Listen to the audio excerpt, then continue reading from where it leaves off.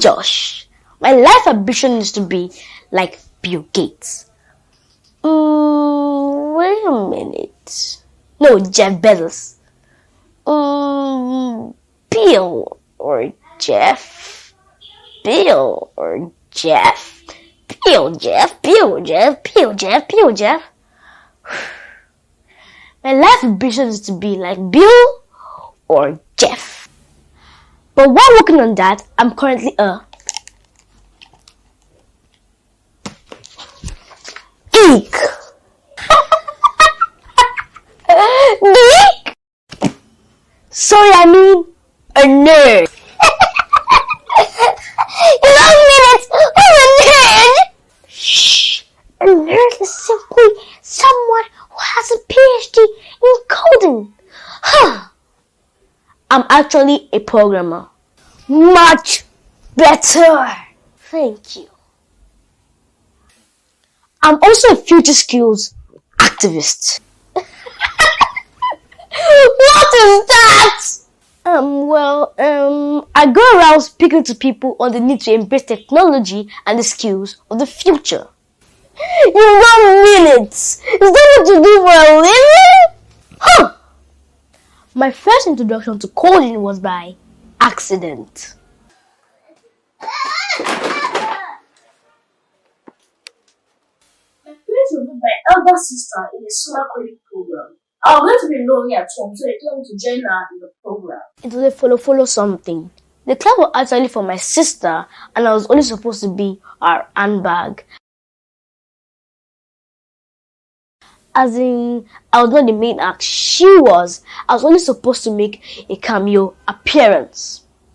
Hallelujah, hallelujah, hallelujah, hallelujah, hallelujah, hallelujah, hallelujah. What's up, man? You know the main act? I am. Sorry. First lesson. If you want to be a geek, follow your sister to a summer computer class.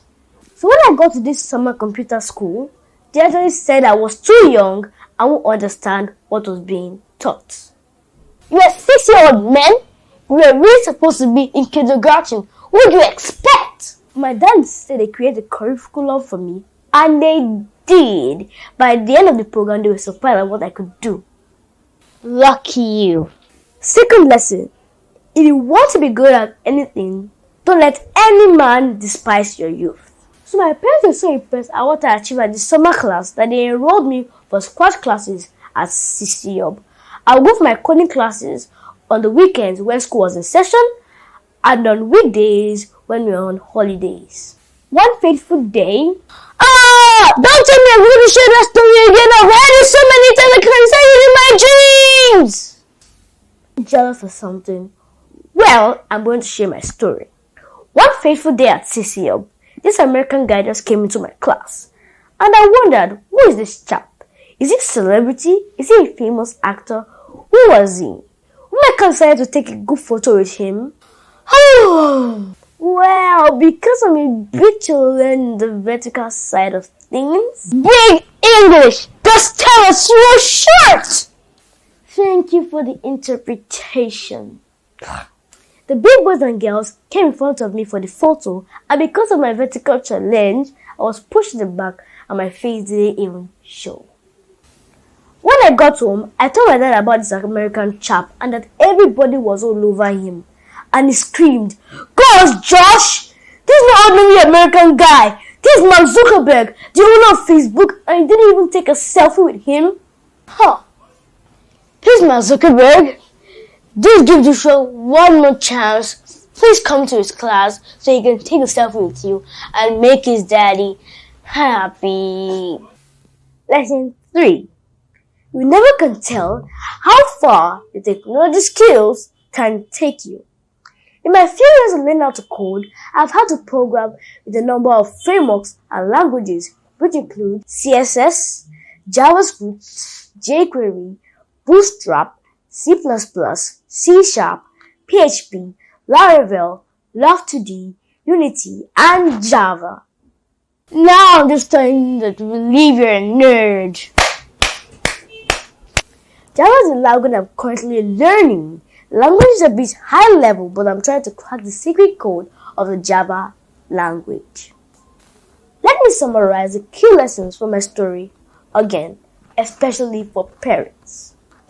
Introduce your children to coding early when they're still eager to explore. Invest in special coding classes in coding. It is worth it. Don't underestimate what your kids can do and how fast they can learn. Let no man despise their youth. Technology can open doors and create loads of opportunities for your children. You never can tell. They might meet Mark Zuckerberg in class. Thank you for watching. Kindly share this video with your friends and do subscribe to my YouTube channel, Joshfortech, for more informative videos on technology. Cheers!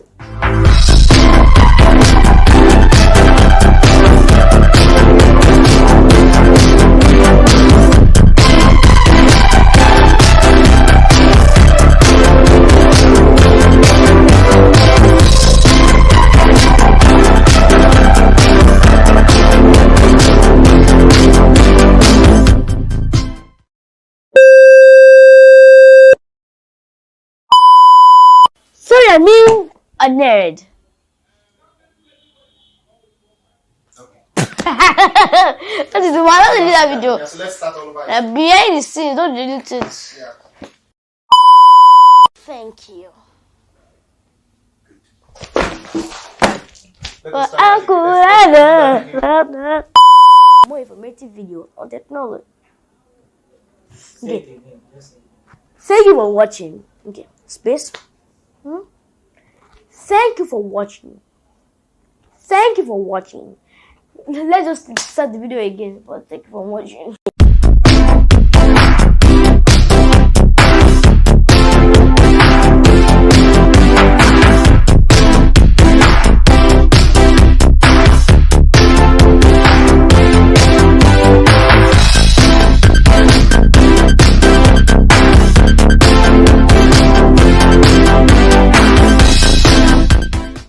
Good day, everyone. Welcome to Joshfortech. I'm Josh, and today I'll be talking about a database. What databases are. I have to use that because I don't know if you can hear me properly. But what is a database? A database is an organized collection of data that are stored and accessed electronically from a computer system. When databases are more complex, they are often developed using formal designs and modeling techniques. That's confusing. Well, basically, what a database is where you store data. It's like a warehouse for data. Let me give you an example of what you can call a database. Let's say I want to, log in for my website, an e-commerce website. I want to get all your information on where you live, so I will know how I'm going to deliver the item to your place. With that form linking to a storage center, that is a database, because those information is being stored on a database or a storage center where you can pull it off at any time. You want to use it for, the day they're going to go, or delivery time, or how long it's going to get there. Basically, that's it. It's like a warehouse where data can be put and you can retrieve it anytime. So that's, what a database is. So we make use of some programming languages to program databases, but what do we use? We call them modeling techniques, or programming languages and modeling techniques. I've forgotten, but like MySQL. MySQL is not a programming language. Don't mix it up. MySQL is a database, a DBMS. So we make use of some programming languages and DBMSs to create a database and to get that information flow. An example is that we make use of PHP and MySQL, which is the most popular used in many websites uses it, WordPress uses it, Microsoft uses it. So this is very popular, used by lots of people. Basically, a MySQL database is a relational database. You get the information and you store it in what you may call a table, rows and columns. And so when you want to retrieve your data, you can retrieve it at any time using MySQL database. So yeah, I have done MySQL lots of times before. That's why people have tried to make it a little bit more easy for you. Make use of something called XAAMP or XAMPP. XAMPP is like a maybe look like a Pokemon, something else. Something that helps you to get closer to your MySQL database without the use of that stress of creating it. You can create it seconds. So we are trying to make creating your database more easy because I don't want to spend a whole lot of time just because I want to create a login page for my website. A lot of people have tried to create lots of things to help you to have a faster way of creating your database. It's time. It's time. Because I cannot spend a whole 10 hours trying to develop a MySQL database where I can do it in just 10 minutes using XAMPP. So, then I'm talking about PHP. What is PHP? PHP is like, the tube where it passes through. Where it gets to the storage center. Let's say you are someone that you want to sell your goods on the e-commerce website. Yes, you get it from the person, and then you have a delivery man that now come. Oh yeah, where's the stuff? And put inside his car, his van, and take it to the warehouse. But without PHP, it's like the delivery man or the delivery van that is taking it to the warehouse. The warehouse is the storage center. And you can retrieve it if a user buys it. So you can put an e-commerce or a website that sells stuff. You can put it in the way of the database.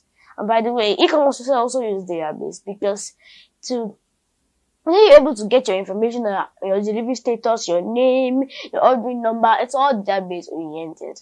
So if you want to make an e-commerce website, you also need a lot of database to back up the information coming in. This is when you want to create a CMS, a content management system.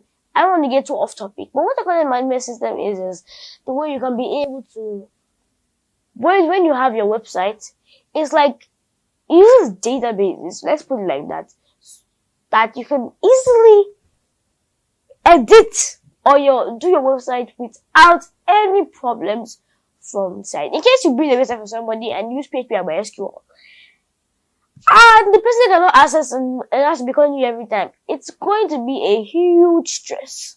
That's why if you want to build a website, you use CMS, like WordPress. If you do WordPress, the owner or the user that you are working for to build that website can really change it in seconds, web node. But people can also build a CMS. But if you want to have a CMS straight and forward, you can use WordPress, or you can develop your own with PHP and MySQL. So that is basically all for PHP and MySQL. Storing tables, relational databases, and also deliverable. Then we have another guy in the block, or another kid in the block, which is MongoDB. What is MongoDB? MongoDB is a database. But it's storing in your tables or it's not a relational database, it's no SQL database. Not just storing in your tables, you store it in something called JSON-like documents, in documents. And it's easy if you want to get your database up and running now.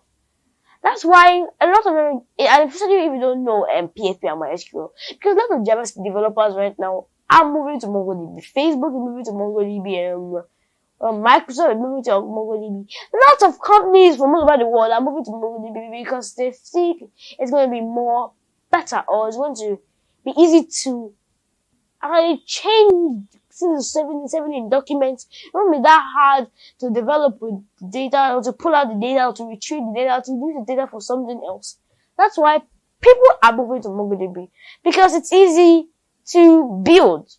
In a few 10 minutes, you can get your database up and running. No big deal, because MongoDB is just a database, but a database that helps you to do your work faster. XAMPP and WAMP, yeah, they are good, But when you use MariaDB or MongoDB, it makes it different because let's say I don't know JavaScript that PHP at all, and I want to quickly build a database on my website. And I ask, oh boy, hey, how am I going to build this database for my own website? I don't know how. I'll hear PHP and MySQL. And that will get me provoked because I don't know PHP and MySQL. That's why MongoDB keep the step today. It says, okay, oh yeah, you know JavaScript, go and develop me. I'll do it. Everything is fine. MongoDB is easier to work with, and people say it's faster to work with. That's because you don't need to start sorting out your tables because you store it inside tables or long tables that you go check all over again. You can store it in a document and pull it out easily. That's the key what MongoDB is. Database is not a database on your website. Your website, it's not like useless, but it's not usable. And that's the truth, because if you make a website that is a database, it's basically just when you have eba with no amala, with no okra soup. Without the okra soup, you will be able to enjoy its amala. Because without that database on the website, you won't be able to have website to be what people want. You cannot be able to get information from users. You don't know who the users are coming on your website. You don't know the users that are leaving your website. You don't know what's going on your website. You don't know the name of people that are using your website. You don't know their emails. You don't know how to contact them. You're just basically eating eba without soup. Eating rice without stew. That's basically all for a database. Thanks for watching. Please subscribe to my YouTube channel and share this video. Smash the like button and leave a comment down below. Thank you. God bless you. And bye.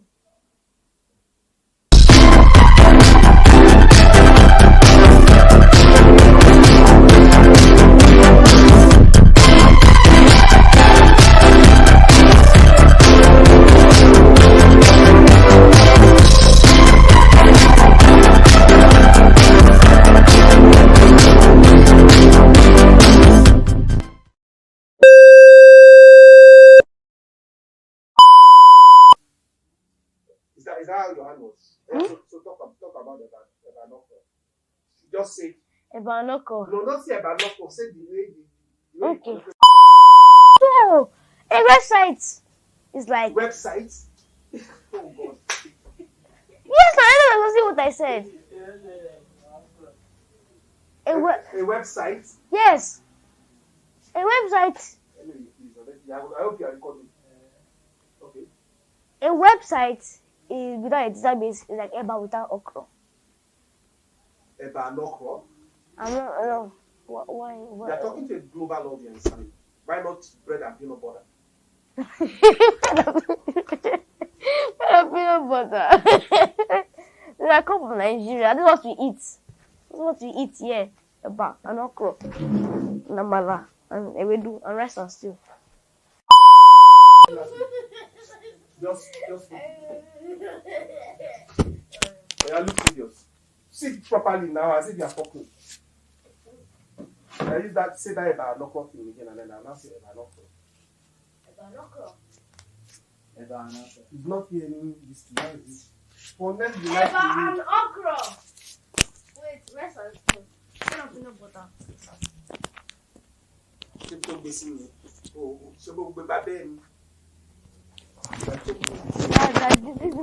blue flowers that I was showing you. My stomach is blue flowers, so I don't know.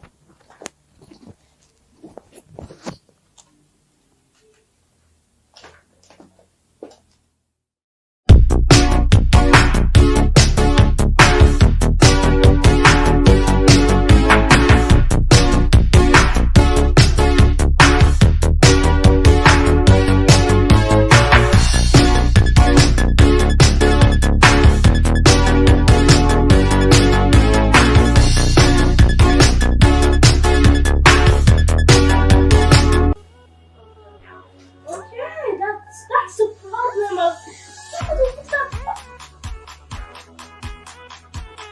who is playing that funny sad song here? Who is playing it? Oh God!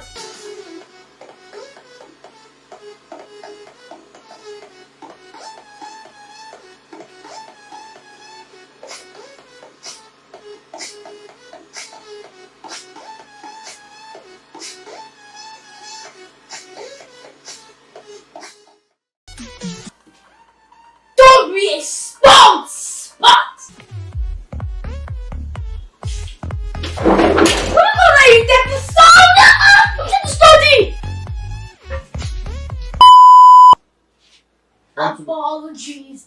I'm sorry.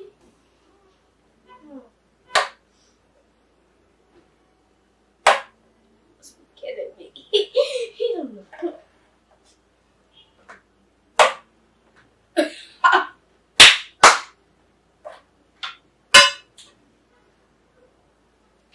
Hi friends, I left some things in the code by one of my mentors. Let me share some of those ideas with you. It's about the big shifts that the information revolution is creating. So we used to hear that knowledge is the king and information is power. That is true, right? Well, if knowledge is king, I'm sad to announce to you that the king is dead. Who killed the king? Who killed the king? Who killed the king? Well, Google it. In the past, people were held in high esteem for what they knew and were paid handsomely for providing solutions with that knowledge that they had. But that is not exactly the reality anymore. The days people parade their exclusive knowledge in a certain field with pride are fast disappearing. Services like Google search engine have devalued expert knowledge and cheapened access to information. Simply put, Google has killed the king. Knowledge has now been made readily available at our fingertips at little or even no cost and at the click of a mouse. You can access the knowledge of an expert to answer almost any question or help solve any problem by simply doing a Google search or posting it on a forum for free. So, why should I still pay some expert for his own knowledge? A while ago, I hit a brick wall while playing a game in Love 2D. Ever heard of that software before? That was a laptop before, nothing. To resolve the issue that I had, I simply checked out a couple of Love 2D forums. I checked out Stack Overflow, and I was able to get the answers I needed to debug my code. I did not need to pay an expert. See, and I have continued to do this again and again and again. With forums like Stack Overflow, Reddit, and CodeReaper, you can solve issues of sometimes highly technical nature without going to consult an expert. And this has helped many people in the tech space to resolve their issues almost on the fly. So you see, those who pride themselves in knowledge are now threatened as they are going the way of the dinosaurs. Another thing that is making exclusive knowledge to become less relevant is cheaper and easier access to information in terms of hardware and even software. Some decades ago, you would need access to a mainframe computer before you could run some programming languages. And they're very expensive, only owned by a few institutions. Compared to the laptops that we have today, you're even more powerful than those mainframe computers. As technology evolves, the cost of acquiring hardware and even software has been skyrocketed.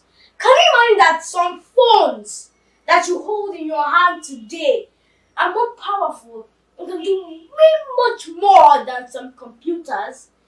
Yet, you get to buy most of those phones for a fraction of the cost of a laptop. The open source community has even made things better for consumers as they provide software solutions that are as good or even better than the paid options of software. So knowledge as the king is dead, and we have identified two of those who took him out. Number one bad guy, the ease of access to information promoted by technologies like Google search engine. Almost everything you can find on Google search engine. If it's a problem, you can find it on Google search engine to solve almost any problem. Number two bad guy is the cheapening of the cost of acquiring hardware and software, which is promoting inexpensive access to information. So if knowledge is no more king because it is made readily available, and the exclusiveness of information has been made powerless because the technology and tools for processing information are getting cheaper or are even free, then what is left? I'll reveal that to you in another video. Thank you for watching this video. Do subscribe to my YouTube channel, smash that like button, and leave a comment below. Bye!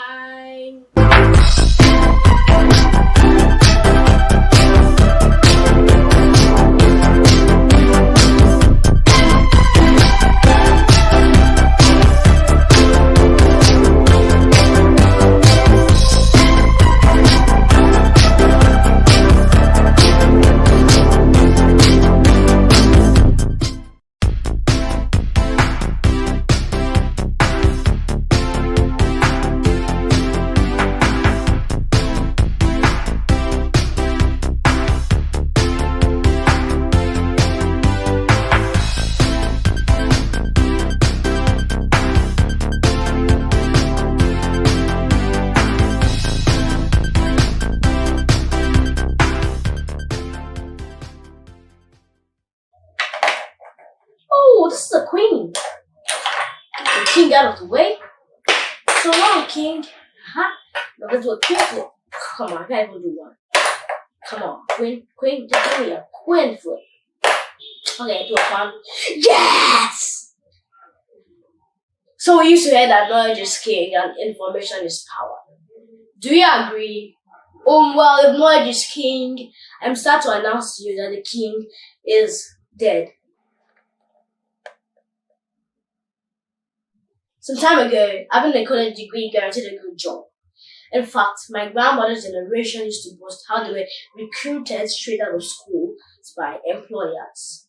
Once you had a degree, a job was as good as sure. OMG! How many decades ago was that? That would have been before Christopher Columbus discovered America. In the days of my grandmother, company almost couldn't wait to get the graduates on the job as they scrambled to get the best people to work for their company. Well, not anymore. Today, companies care less about what you know or the degree that you have. Organizations care more about what you can do. Have you observed that we now have an army of unemployed graduates? Some with first degrees, others with second degrees, some with PhDs, and some working in the streets without jobs. My dad told me how a career company once put out an advert for dispatch riders and got orders on BScs and even master's degrees orders applying for a job that is best fit for high school leavers. What happened to all that knowledge they acquired in school?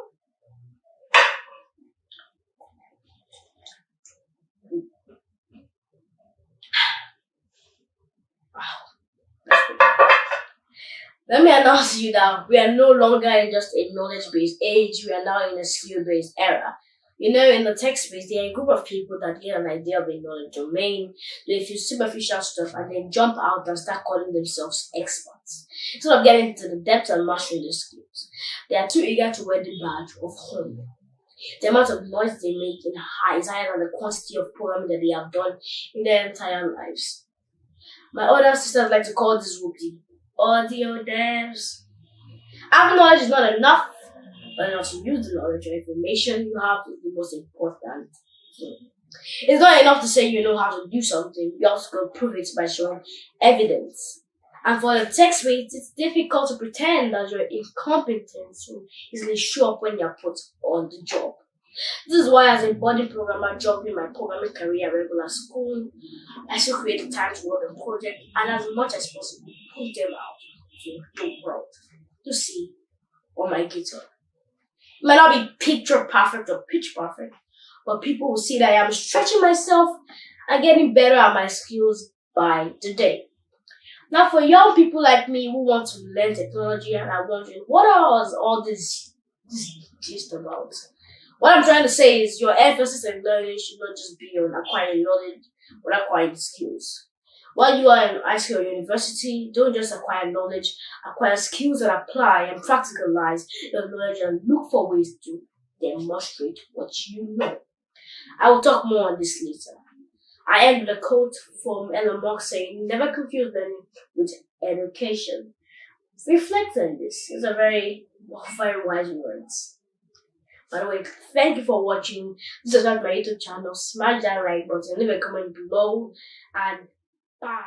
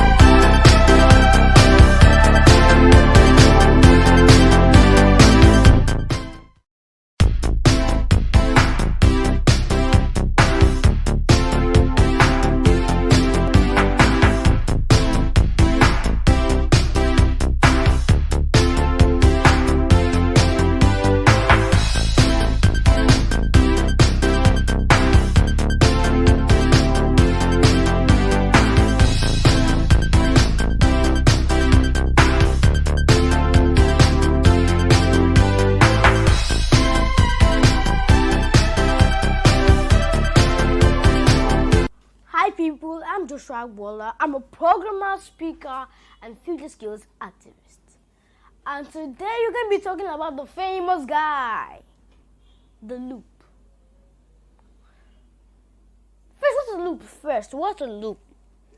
You might have heard it maybe in films like repetition. I said it in my last video too, but loops are just simply repetition. You can hear the loop. So today I'll be talking deep into how loops work. So, what are the types of loops? We have the while loop, we have the for loop, we have the do while loop. I'll be talking about all of them, but I will go a little bit into all of them.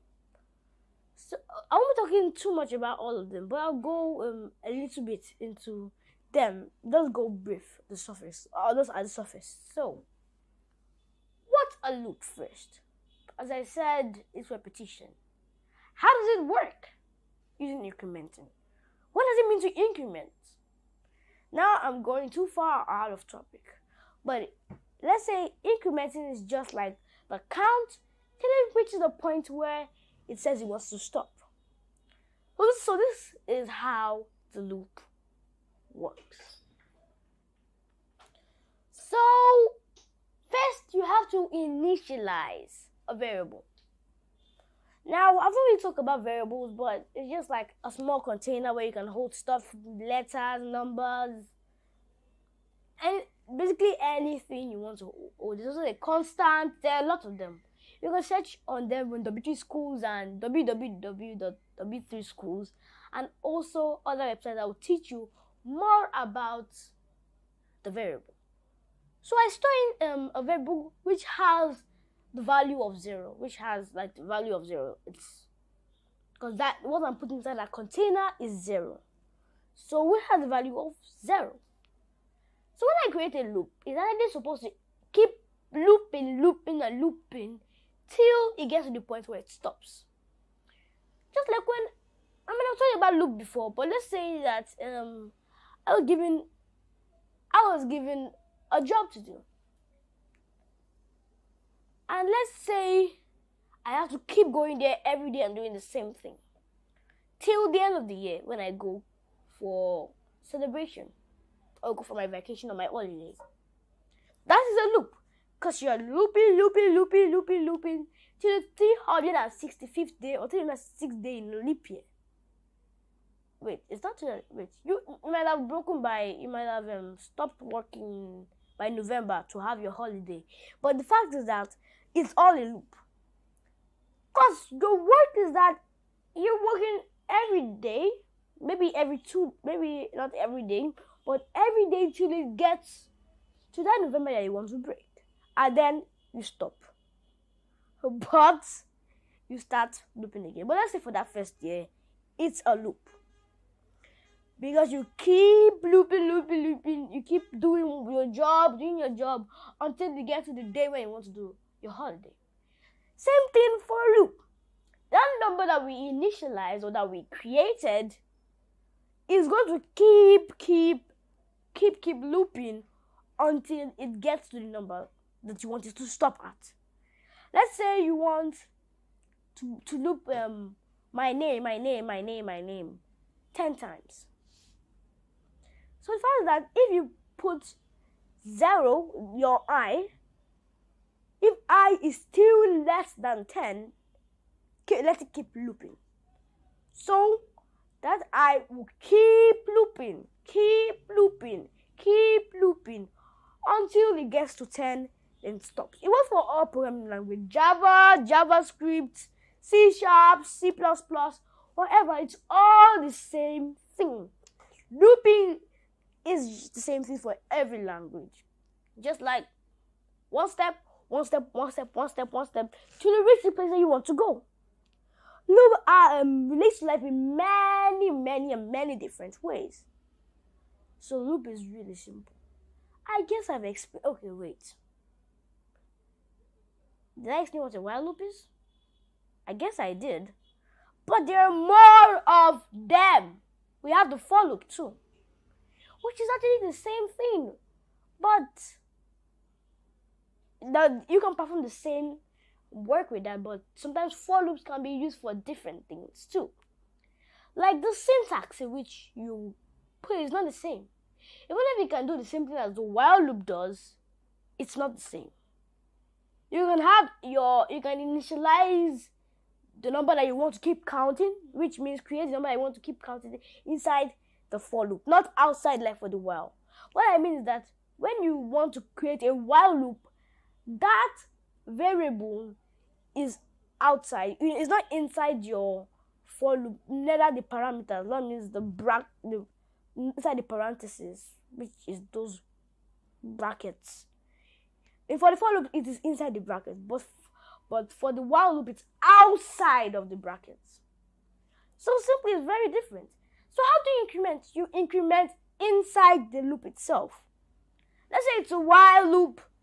You increment inside, like I++. Let's say the variable name, the variable name that you created, or the container name that you created was I. So it will be I++, maybe B++. That thing enables you to keep counting and increasing its number until it gets to 10. Now the last one, the do-while statement. What is that? It's way different than the two I just talked about. But the fact is that you create a loop that it keeps doing it until it gets to false. Maybe like the while loop that it was doing like that, like until it reaches 10. But this one, you have initialized, made it to be true. But until it will keep looping that stuff that they want to loop until it gets to false. So do while is very simple to operate. It's different, and people say it's better, people say it's not great, because you can't be that specific until it gets to false. People might call it, oh god. Is there any way you can make it more specific? But if you want to talk about specific stuff, you can go to while and for.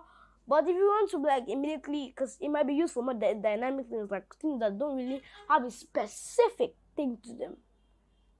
So do while is really simple. While is really simple. Loops are simple. Just loop until you get to the point, or till it reaches false. So thank you for watching. Kindly share this video and do subscribe to my YouTube channel for more informative videos on technology. Bye!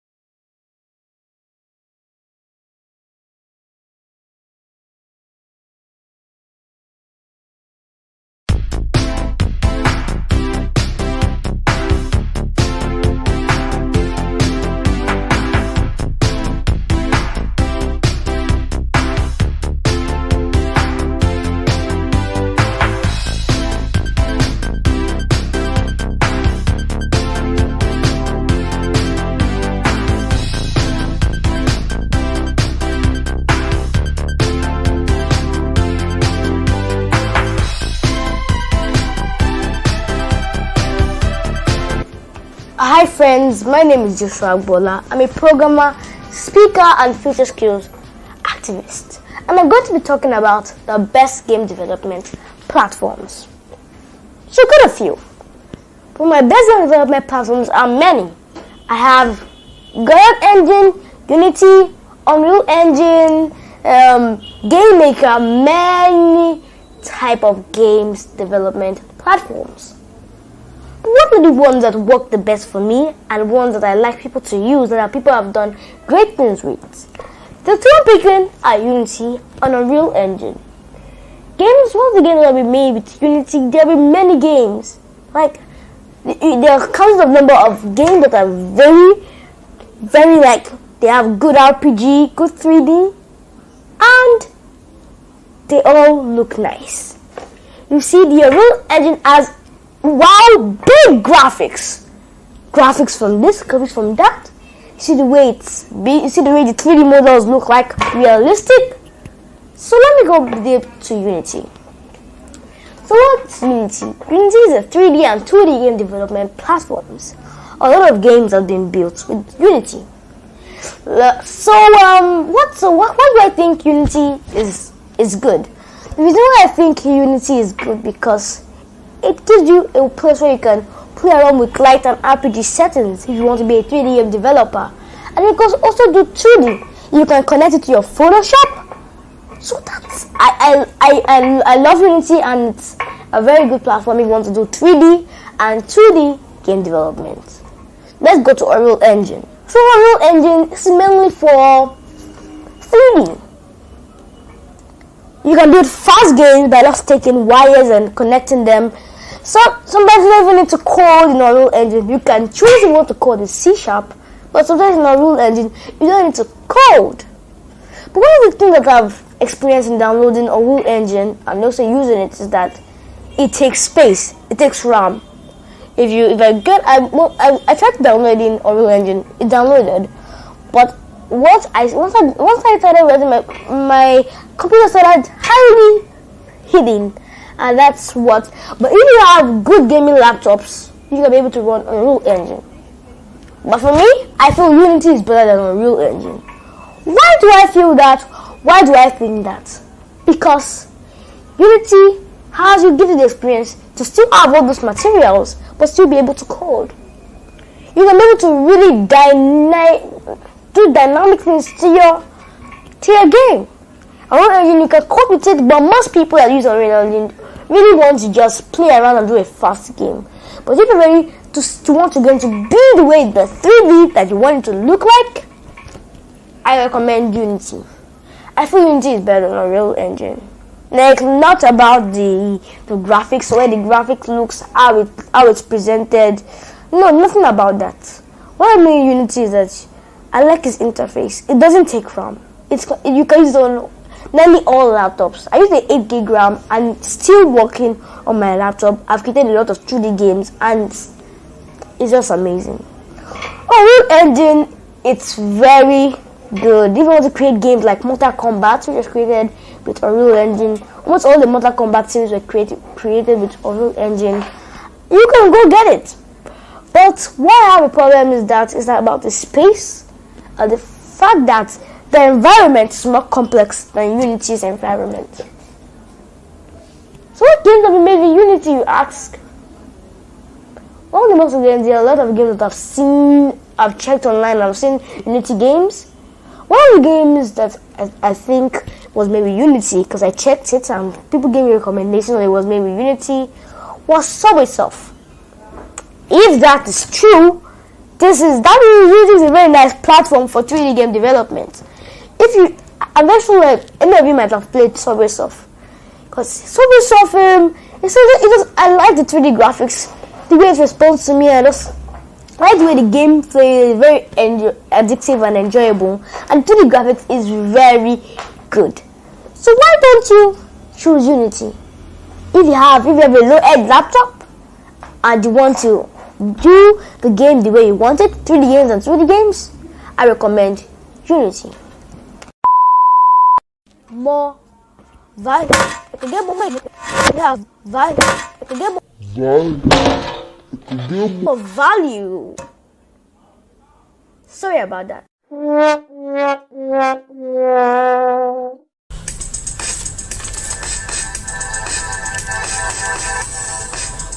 Watch out for my course on game development on Udemy. Coming soon.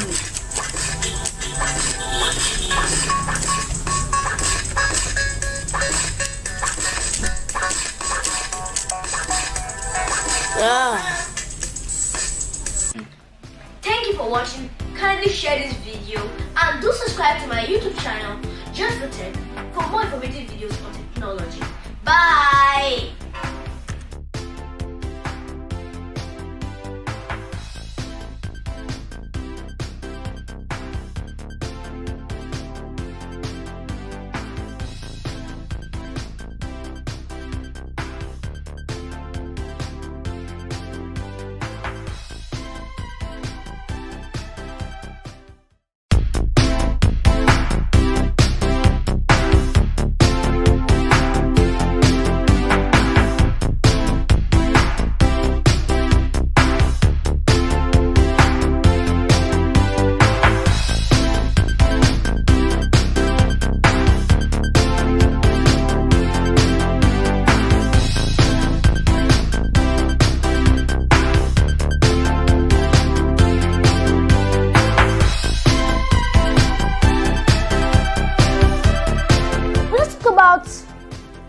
the games. We're talking about games. And how they get downloaded and how they make their money. So first you make a game with Unity and a real engine and you think, oh, life's done. No. What you need to do, you have to find a way to get it for people to download. What I'm trying to do. If you can get it for people to download, then your work is, I won't say waste, but it's kind of like a waste. So you actually need to push your work either out on Google Play Store so people can download your game, or you can push your Unity code or Unreal Engine code on GitHub. So let's say you're finished making your Unity game or Unreal Engine game and you put it to Google Play Store and you're wondering, hey, I put this game, how do I make my money? How do I get the cash? So Google Play Store has given you some options. First, the option that doesn't really work so fine is buying the game. Buying the game is when, at the first point when you get on the game, you have to click a buy button and pay for the game. The next one is ads. Coming up, pop-up ads, interstitial ads, as they're hidden somewhere, as they're big and cover the whole screen. Subwaysoft does that. If you don't believe me, Subwaysoft does that. I went to Subwaysoft. They have even added rewarded ads, which if you just click on the ad, you get some coins. And Subwaysoft is making big money.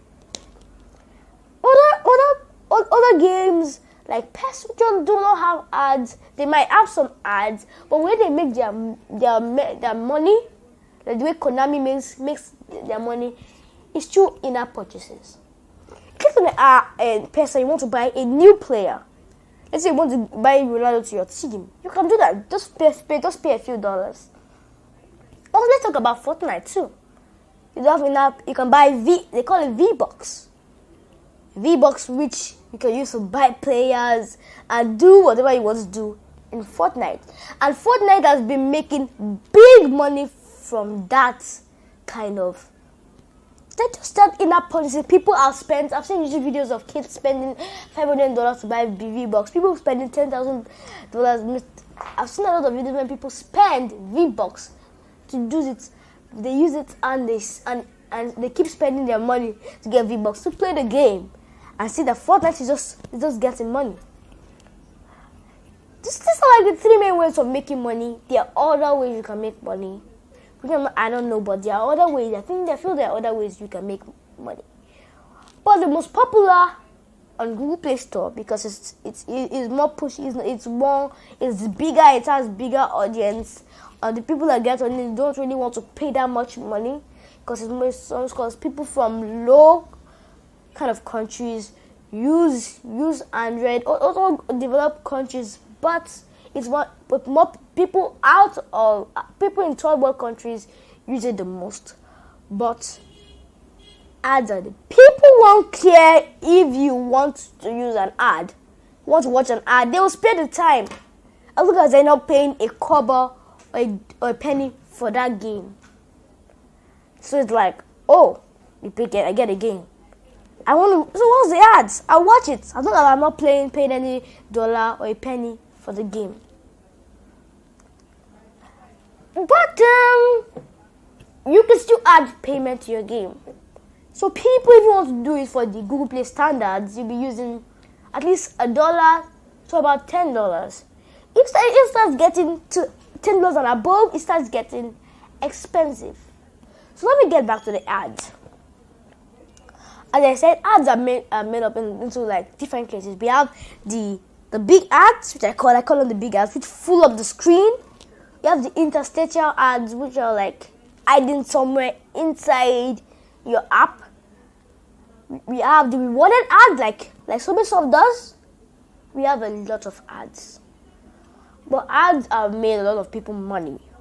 Even games like Lord King's Mobile, games that are pushed out like PES. If the games that have ads on them, they make big money. So games like Talking Tom, I downloaded the game and look, what I saw was that the Talking Tom news. What I saw is that if you want no ads in the game, if you want more features, just pay $1, and I'll be willing to pay that $1 if I want more features, because it's small, and I can get more value. I can get more value. Sorry about that. It's small, but I can get some more value. So let's talk about more things. You might have heard of Minecraft almost a lot of times. Minecraft everywhere. Is it recording it? Yes. Yeah? Mm-hmm. Is it recording already? Yes. It's funny. My laptop. What's that?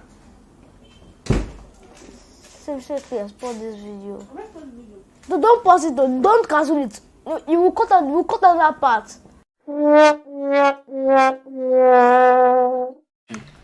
Thank you for watching. Kindly share this video and do subscribe to my YouTube channel, Joshfortech, for more informative videos on technology. Bye!